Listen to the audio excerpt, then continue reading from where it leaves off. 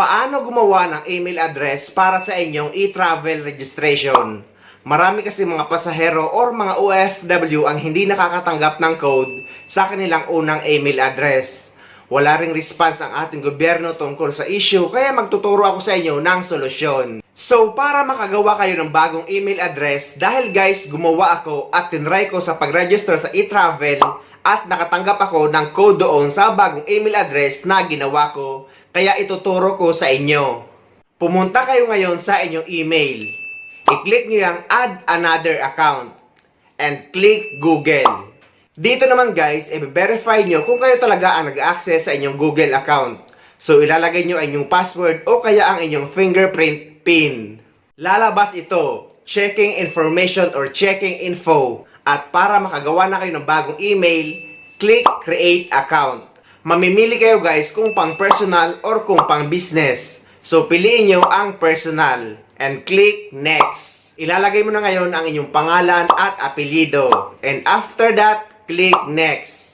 Tapos guys, ilalagay nyo na ngayon ang inyong birthday at ang inyong gender. At click nyo ulit ang next. Tapos guys, eto, magsasuggest sa inyo si Google ng email address kung wala kayong maisip. Pero kung may naisip kayo, ay i-click nyo ang create your own email address. Tapos ilalagay nyo na ngayon ang inyong personalized email address and after that, click next. Gagawa na kayo ngayon ng inyong password. At dapat mixed number, symbol, at letter. At para hindi nyo makalimutan guys, ay dapat ilista nyo ang inyong email address at ang password na ginawa nyo. And after that, click next. Lalabas na ito, review your account. And click next. Tapos guys, eto na ang lalabas. Privacy and terms. I-scroll nyo lang at click I agree. At eto na ang lalabas. Processing. At hintayin nyo lang ng mga ilang minuto. At kahit lumabas na error ay puntahan nyo pa rin sa inyong email at ayan na guys. Makikita nyo na ang bago nyo gawang email address.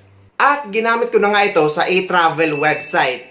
Pagpunta ko sa e-travel website ay nilagay ko ang email address na bagong gawa natin. Tapos click ko ang continue.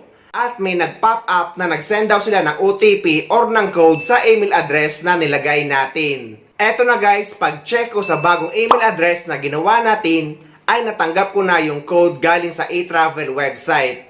So ganun lang ang mga gagawin ng mga OFW or ng mapasahero na hindi nakakatanggap ng code sa kanilang unang email address. Gumawa na lang kayo ng bago. But take note na inuulit ko, ay dapat ilista nyo ang email address na gagawin nyo at ang password para hindi nyo mawala at para hindi nyo makalimutan.